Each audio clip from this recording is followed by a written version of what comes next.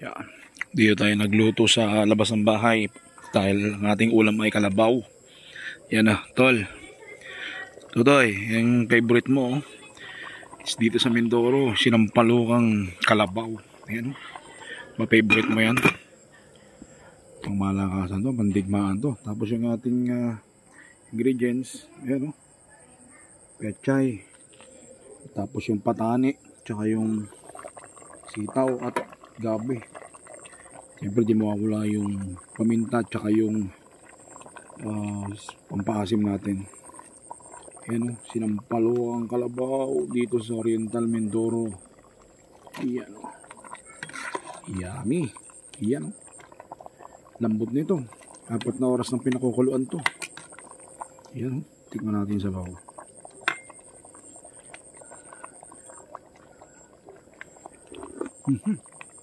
Ayop sa lasa.